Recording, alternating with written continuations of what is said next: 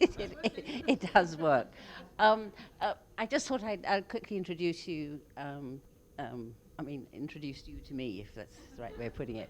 So, my name is Belinda, Belinda Wright, and I was born in Calcutta, and I come from a family of serious wildlife supporters and conservationists. And my mother was one of the founders of WWF India, and my father created what is probably the first private wildlife resort in Kanha called Kipling Camp.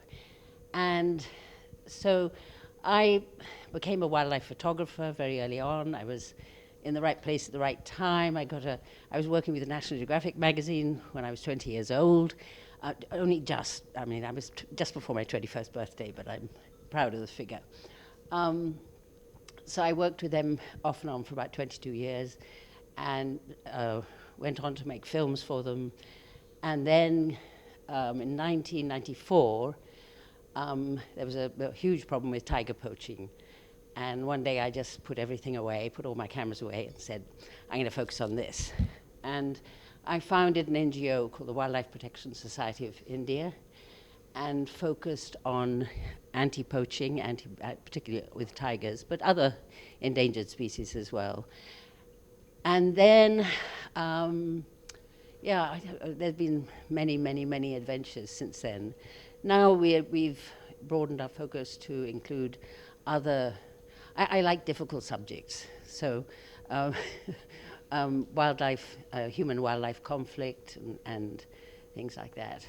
And I believe greatly in education and getting children to learn early that it's important to care for their environment and how they can benefit from it and things.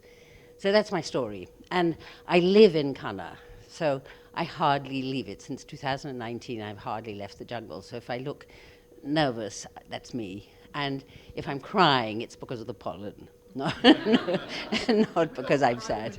Yes, everybody does cry when they leave Kanha.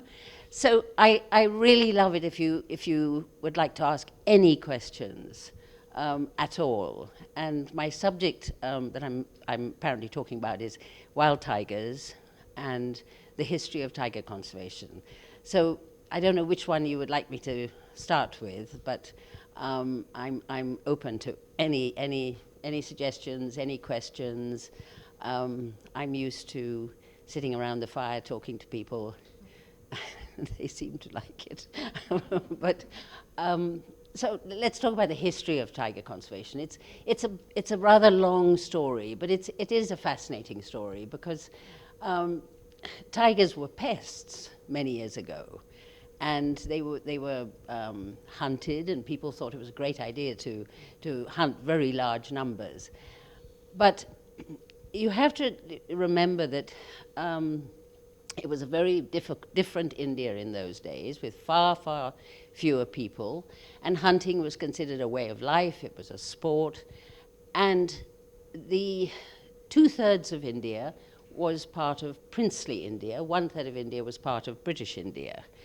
And there were a few remarkable early Brits who said, enough is enough, and brought in some I've got their names written right there, the actual acts, but and the first acts came in quite early on, and it was not to shoot out of season. So, for instance, when deer were breeding, when tigers were thought to breed in the winter. In fact, they breed any time of the year. They were also thought to be nocturnal, by the way, which they are not.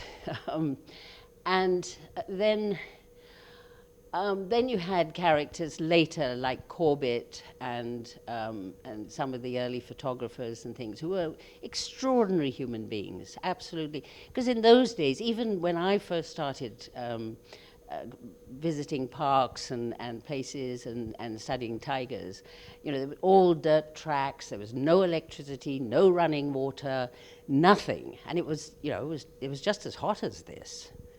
And so, in the worst of the summer, I used to sleep outdoors, and put a bucket of water beside me, dip the sheet in it, and wring it out and put it over, and it was just like air conditioning. It was lovely. So I have no complaints. Making films was a bit difficult, and charging things was a bit difficult. So I had to go about 160 kilometers to the nearest electricity to charge the cameras and things like that. So it was quite an adventure. And we didn't have the sort of cool cars you have now, and the roads were dreadful. But it was a wonderful adventure, really, truly. So then the government wisely realized, proof was, my mother was very, very, very involved in all of this, and she was one of the people that went into, in disguise, went into areas where tiger skins and tiger body parts were being marketed. Skins particularly in those days for the fur market in Europe and the US. And she just got some unbelievably staggering figures of the sheer numbers of skins that were being exported. And then it was in 1968, 5,000 tiger skins were exported from India, and 3,000 tiger hunting permits were given, of which only a percentage were actually used. I mean, the people got their permits but weren't able to shoot a tiger. So, bright spark that she was, she realized that actually the others were all being killed illegally. Anyway, all this was very well documented. It had taken to the government. Indira Gandhi was then Prime Minister. And the odds were, were stacked so heavily against tigers because of the demand. So the government tried to ban it was actually the Ministry of Commerce that banned the export of tiger skins unless you took them as clothing or in your private baggage. That was the first. And then after that, they tried to strengthen it. But the fur industry took this issue to court. There were 26 shikar outfits that took this first to a high court, then to the Supreme Court. And that dragged on. But fortunately, they lost their case. And then that was after they brought in a ban in 1970, and it took about 2 years for that case to lose. They did the same. The ivory trade did the same. And these are all things that people don't know, that there was this very strong other side to this argument. So in 1972, when the Wildlife Protection Act was introduced and passed in Parliament and pushed through by the Prime Minister, that was really the end of tiger shooting. It wasn't the end of poaching, of course, but it was the end of any legal trade in tigers. And then the Project Tiger was, Project Tiger has lots of stories about the start of it. What was his name? Oh, how could I forget his name? There was a guy from WWF US who came to India and said, I want to meet the Prime Minister. So my mother and others said, oh, okay, what about? And he said, I think we need a project on tigers. And he walked in and said, I'll give you $1 million if you start this project and match it. And the Prime Minister said, oh, okay, that's a good idea. But that really was the start. The only problem was that he had not informed WWF US that he was going to do this, and he had promised on their behalf. In those days, $1 million was a heck of a lot of money.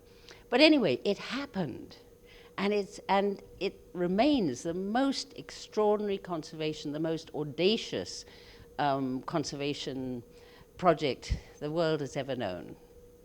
And the Indian government have supported it full hilt in so many ways. There are always going to be hiccups, there are always going to be problems, there's always going to be things that people like me will grumble about. But in the big picture, tiger numbers have increased hugely. And when Project Tiger started, it was not so much about tigers as tiger habitat. That was the focus. Protect the habitat let the prey species increase, and tigers will increase. Now it's much more focused, much of this due to tourism, on individual tigers. And so instead of habitat is really more important than the individuals. And a lot of very good tiger habitat is quietly being encroached, a lot of it by resorts. Some of them are legal, some of them are not.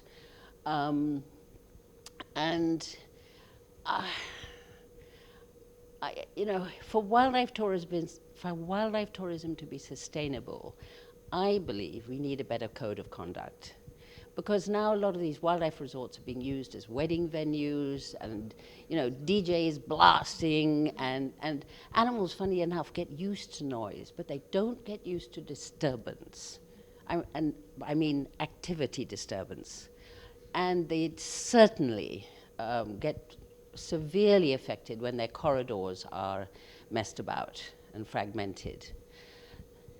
But I don't know how to. I mean, if the industry up to a point has tried to instill a code of conduct, and Toft has done a bit, and others have done it, but it needs to be, you cannot just rely on people to, for instance, use legal wood. We need to ask them.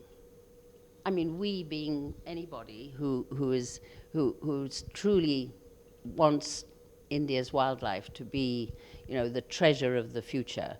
We need to ask them, where does your wood come from? And even say, can we see the receipt? Because about 95% of the wood that's used is stolen from the forest. Water management, waste management, and these are not. It's all possible, but it requires that commitment to do that. And I would love to see the tourism industry, behind that in a very strong way. So, hi, Ali. You missed my best bit. Code of conduct. So I think, I think tourism has a big part to play. Otherwise, wildlife tourism is not going to be sustainable. Numbers are increasing, and the areas to visit and the numbers that are allowed to go in are decreasing, if anything. And the buffer zone is not always the answer, because the buffer zone is already disturbed because it's a multi-use area, etc., etc. Well, isolated parks is not going to work in the long term, because animals like tigers need, genetic exchange to survive. But I can send you stuff on this. The wildlife corridors are very well documented. What they're not is very well protected. So, for instance, the Kanha Pench corridor, which is still used by tigers, is just disappearing as we sit here. Mining, constructions, canals, roads, railways, electricity lines, etc. And the other thing about these corridors are more important than any of us can imagine. They're not part of the whole tourism picture, but for the survival of the animals, they are absolutely incredibly important. And for elephants too. I do a lot of work in Orissa in eastern India, and the corridors there are being literally cut in half, and then the elephants trying to cross them to go, and often it's to do with feeding. So they know the time of year that they have to be in this forest because they get better fruit and better forage and stuff like that. So, but if they can't get there, and I think the damage to wildlife corridors leads directly to an increase in human-wildlife conflict. It certainly does in Orissa with the elephants. So it is well documented, though. But yes. So the sort of big tragedies that happened. The first one was Sariska, where all the tigers were wiped out. All. Okay? Next one was Panna, all but one male who then disappeared. What's the third one? There are a few others, and there are some parks. So, yeah. So are they tackling any other species that we've been able to do? Yes. Bandhavgarh has not. I saw, one of the last good herds. I mean, quite a few animals. I think there were 12 or 15 of the Indian bison. Okay, in Bandhavgarh, and they were wiped out. And that was actually to do with, it's a bit, as far as we know, they used to do local migration, and that migration route was cut off. So, and anyway, they didn't occur in Bandhavgarh for, sort of gives away my age. So I saw the good herds in about 1972, okay? And they were reintroduced 3 years ago, and there's now about, I think 17 were reintroduced, and there's now about 43. Yeah, Barasingha were giving them away, and they're extremely rare. I mean, they're one of the rarest mammals in the world.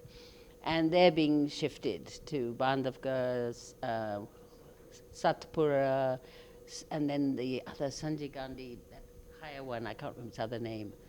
Sanjeevan. And yeah, and it's mostly it's been a success. I mean, there was one disaster with the Barasingha when they all died, but it could have been the heat. I can't remember exactly, and it was all hushed up. But it mostly it's been very successful. Cheetal has been very successful because you can't have predators without prey species.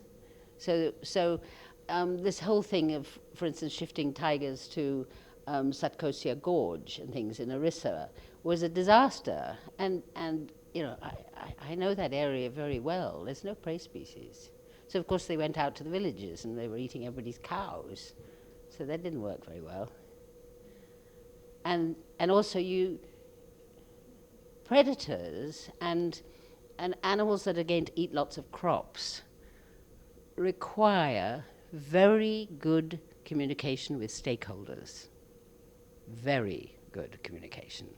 Because if your stakeholders, the local communities, are against tigers coming into their area, or cheetahs coming into their area, or Barasingha coming into the area, it's not going to work. But it's a fascinating subject. And India's good at it. Except now everybody Cambodia wants our tigers,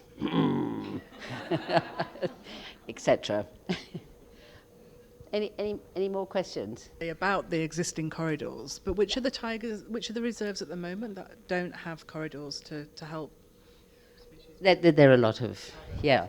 Or they have very, very loose corridors. So Ranthambore, for instance, is loosely connected with Shivpuri. Not that I'd want any tiger to go to Shivpuri, frankly, but they have another corridor that goes up to Kota, and there's a bit of good habitat there, but it's all sort of vertical. No.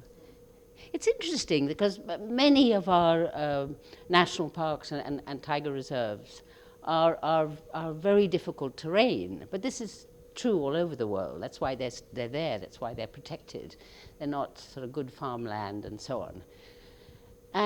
But it also means that animals can hide in ravines and things like that. But they can't survive if timber is continually taken out, if prey species are continually poached, and the place is heavily disturbed. You've seen over your career? Me personally, I think if I have last hours, I think the thing that will keep me sort of beefed up. That's a horrible expression. No. Will keep me. Will keep me feeling positive is the fact that I personally played a huge role in exposing why tigers were killed, how tigers were killed, and what for they were killed for, because that was not known.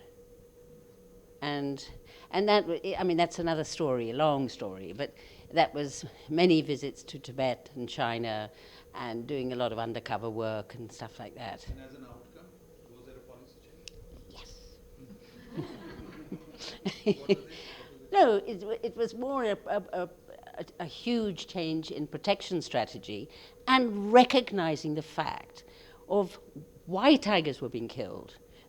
People were saying, but why kill tigers? Why are they removing their bones? Why are they removing? I promise you, it was absolutely unknown.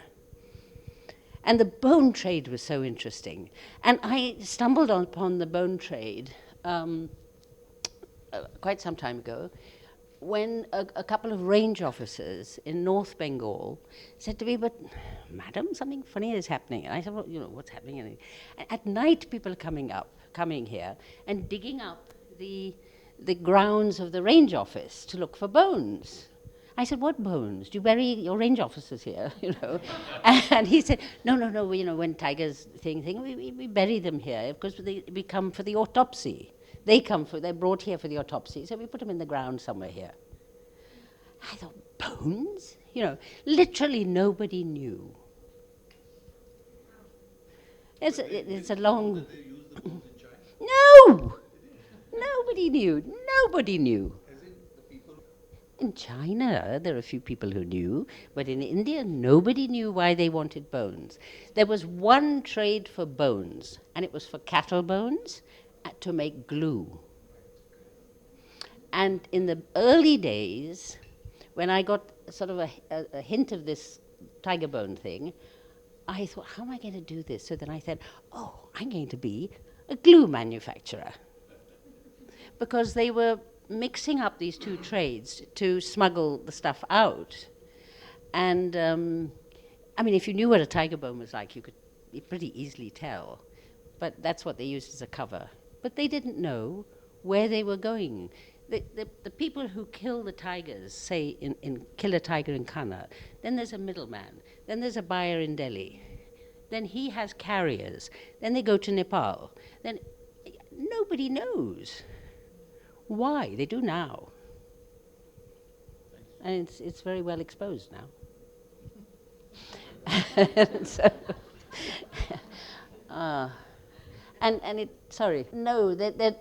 I've written a book about wildlife, and there's a bit in the end about it. But, these are secrets.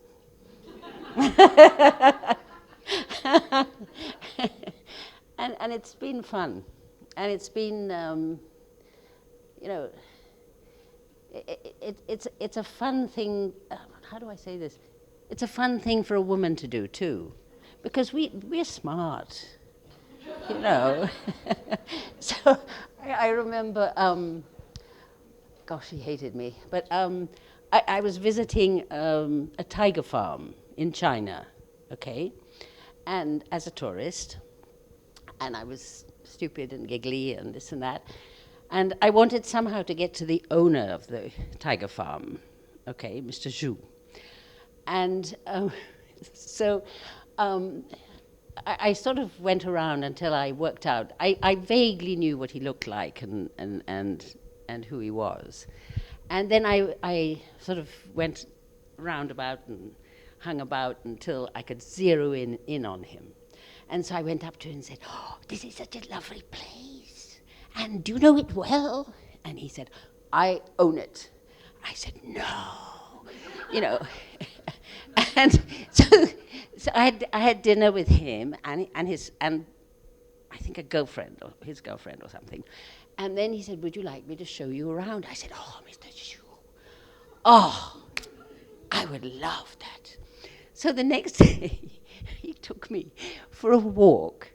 And you have absolutely no idea what I found out. And he just blurbed it all out, which he wouldn't have done to a man. Yeah? And then we were walking, it was quite funny, and we were walking along, and there was a white building on this side, and it was no windows and a bit odd looking. I said, Mr. Zhu, what's that? And he said, I'll show you, you will like this. So we walked up round, and then up a little ramp, and I put my hand in my handbag, because I had a tiny camera. And I knew what to do. So I sort of got it ready because I just felt something was about to happen. And so he called a worker and he said, open it. I was about to say kuldo, but you know what I mean. Open it. And the heavens, or somebody nice, made a phone call. I don't know who it was, obviously. And he went, as the door opened, he went, and I went, sorry, with the camera. Door swung open, and it was all steam. And it was a refrigerator room. I don't know if any of you have seen the pictures, but it was piled high with skins, bones, the whole bit. So that's, and he discovered pretty shortly who I was. Nothing. No. And he had the gall to turn up for a meeting, which was a sort of official meeting in Nepal, which I was also attended. And he went ballistic when he saw me. Yeah. No, I just said hi. Anyway, so there are lots of stories, but it's been a hell of a ride. Next, I'm still doing what I'm doing.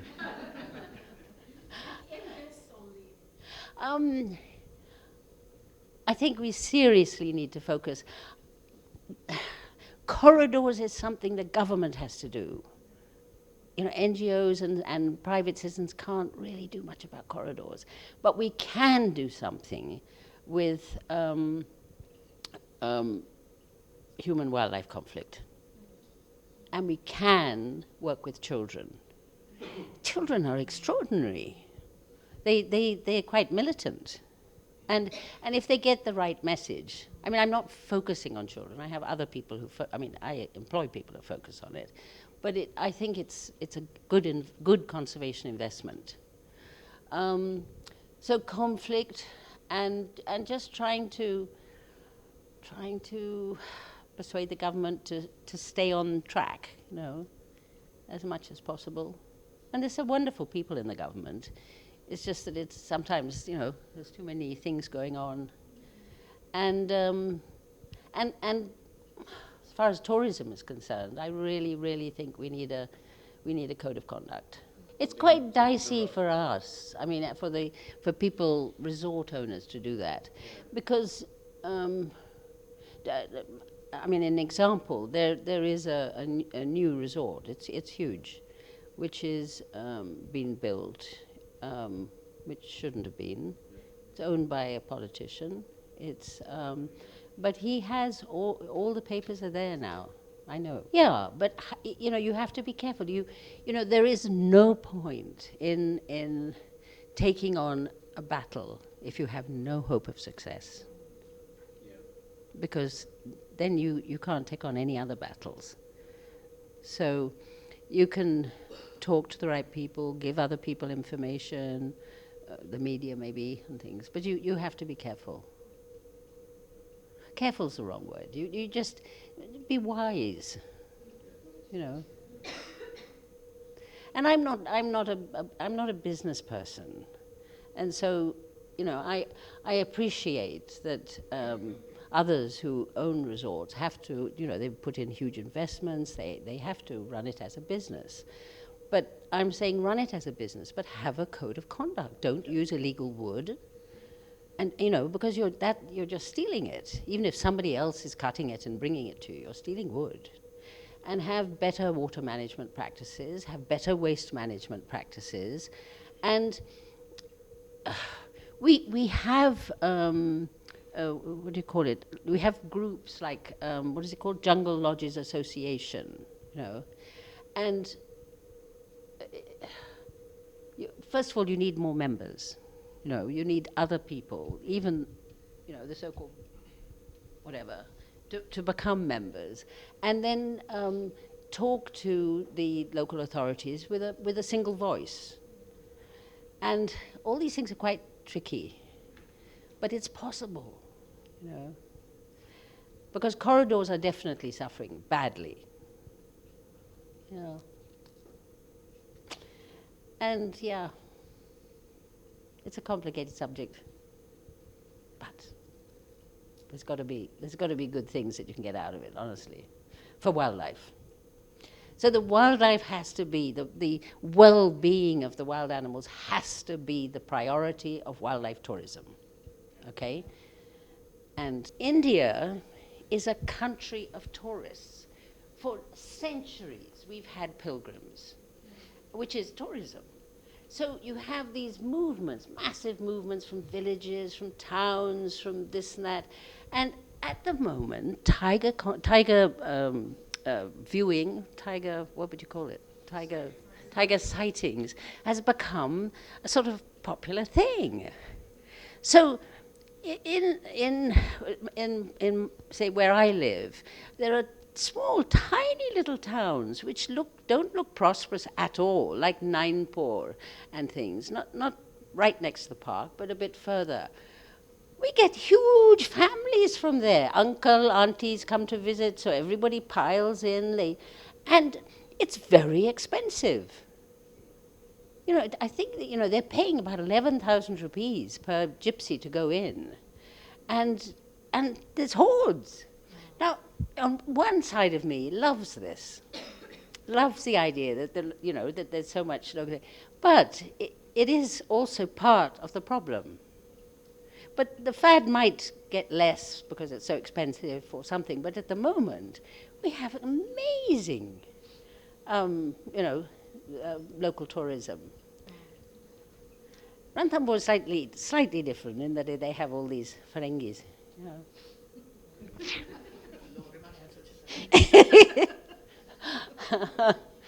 Oh, Raghu. Hi.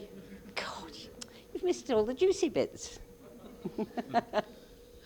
So, I mean, we've had a few characters in India who've truly been in love with their tigers. I mean, truly. So, I'm not surprised that but in America somehow it's the maniacs that end up doing it. And this guy, I mean, come on, he tried to murder somebody over this issue. And he had all these cocktail tigers and, pink ones and yellow ones and white ones and he rode on them, he tickled on them, he slept in their bed or whatever he did. But no, that is not what tigers is all about. We should not even dream of cuddling a tiger. These are wild animals, the most, the greatest, probably, wild animal that has ever existed in the world. Let them be wild. So, rescues have to happen, but not cuddling. Okay? Speak somebody who raised a tiger cub, orphan tiger cub, but no cuddling. Tell that story of the cub. The cub? Oh, it was a long time ago. It was prior to the Wildlife Protection Act, and it was a little male cub who was found in a bamboo clump in Palamau, which was then in Bihar, it's now in Jharkhand. And so there was, the person who found it left it there for 2 or 3 days. And what was he doing? He was a planter of some sort. And then finally, the thing was starving and crying and whatever, and there were jackals around and things. So there were 2 cubs actually, and he picked both of them up. And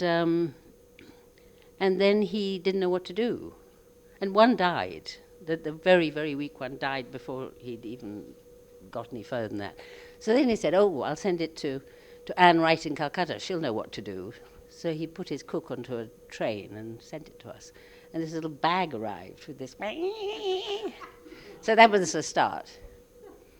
And he was quite a naughty boy. So he was called Palamau. And then after that, we started raising lots of different animals. So we became the place you dump animals on if you... But anyway, we don't have to do that anymore. When it grew up, you sent it to the jungle?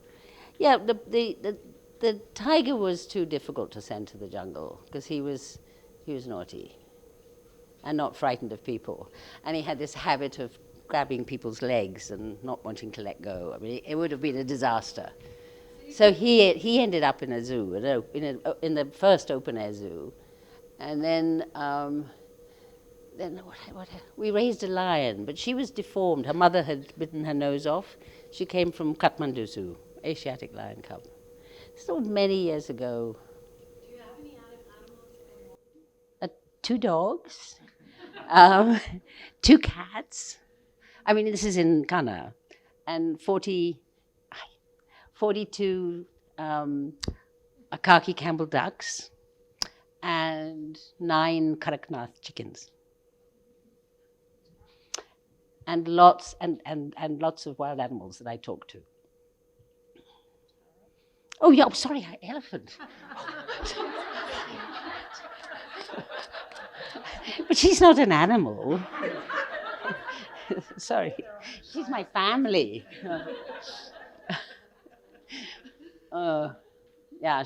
She's wonderful. We're growing old together.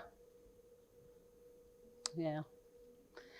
So there's question. I like questions. On that subject, though, is it possible to rehabilitate tigers that have been rescued? I mean, is that going on? For example, if those cubs were found now, is it actually possible for them to be raised by people in a facility and then rehabilitated into the wild, or is that not something which has successfully happened yet? Made in India again. So, sorry, that's a political statement. It's a good one. There have been a few very small cubs that have been successfully raised and successfully rehabilitated. The one I knew best was 2 tiny cubs that were pulled out of a crevice in a rock. And they were, I don't know why the mother might have been killed, or they were starving. And there was a biologist from the WII working there. So he had watched them for 3 or 4 days before he pulled them out. And he had tiny hands. It's quite sweet. And pulled them out. Those 2 cubs were raised by a tribal keeper who they never saw his face. Even when they were tiny, he was feeding them drops and everything in their food, and there was and he wouldn't let anyone else near them. So no VIP visitation and stuff. And they grew up to be in a huge enclosure, and eventually were moved to, I can't remember which park they went to. Raghu, do you remember? Came to Panna, okay. And they were as good as wild tigers. So they never interacted with people. But, some places do it like that. And in Ghana, we had this one particular guy who made it possible, I think. So not everywhere does that happen like that. So in some cases it would be difficult, and in some places not. But it is possible. They've bred, haven't they? Yeah. Who, the cubs or yeah. Because they didn't spend, before they were shifted, they didn't spend that long out. They were in these huge enclosures. So you really have to be street smart for a tiger. It has to be street smart to survive. So they need to learn to be submissive to older females and be careful of males and blah, blah, blah, blah, blah. And tigers are quite moody. You get grumpy ones and you get kind ones. Years ago, people thought it wasn't possible. But it is definitely, yeah. If they're raised right and they have a healthy diet and so on. Yeah. Is there much poaching still continuing? I mean, how is the numbers, like what's the percentage now?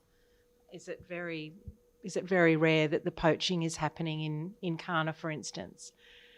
I know the last time I think we spoke, there'd been a recent incident in the village. So I just wonder, does that continue, or is it getting less? 37% of all the tigers that were killed, that died in 2022 were poaching cases. But poaching cases are not just poachers going out trying to kill tigers.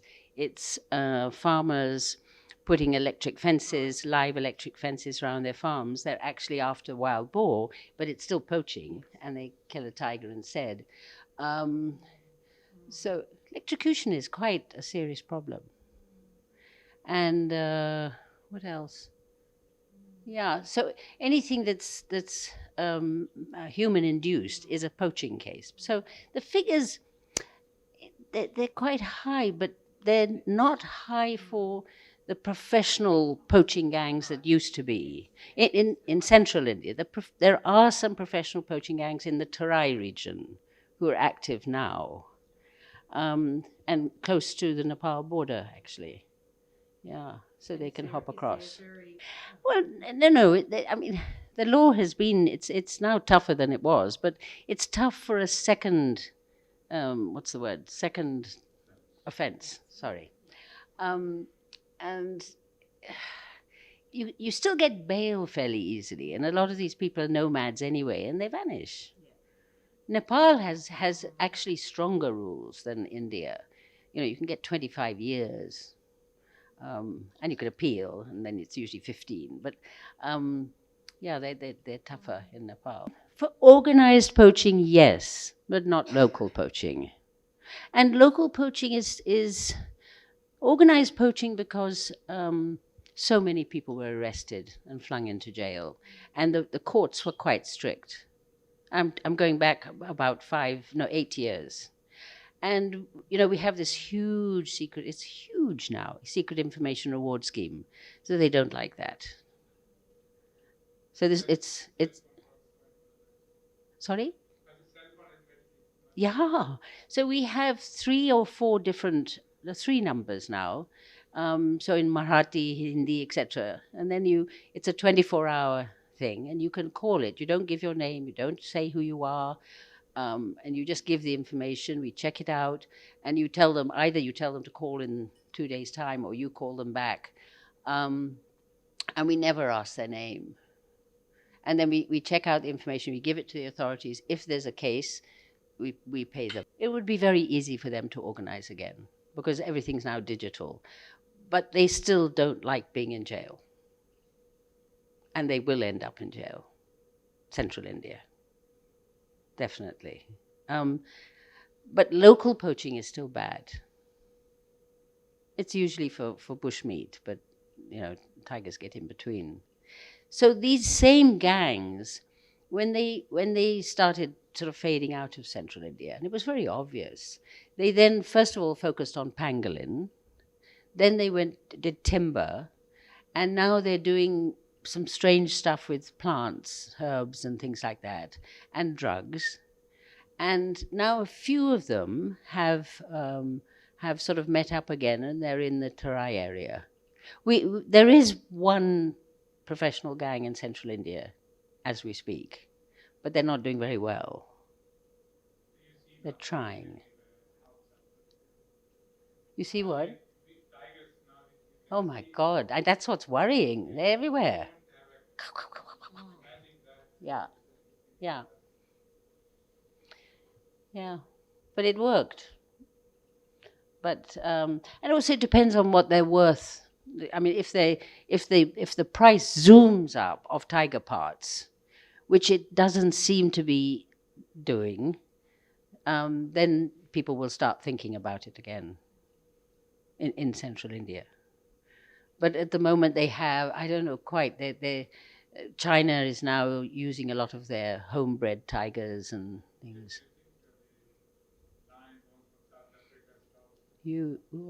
Lion bone business is huge, and being promoted by some African countries. So that's good for tigers too. It is. I mean,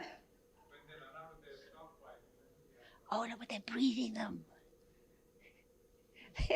They're breeding them like flies. I mean, you know, because when the cubs are born, they take them away, and the lion comes into estrus again and has another lot, and it's an industry. We live in such a weird world. Oh. Had anything to do with the cheetah the cheetah relocation? Have you had any? No. I'm allergic to cheetah relocation. I'm sure Raghu is too. Yeah. Yeah. It's my allergy. We didn't need cheetahs. We didn't. We don't have enough habitat. We don't have lots of things.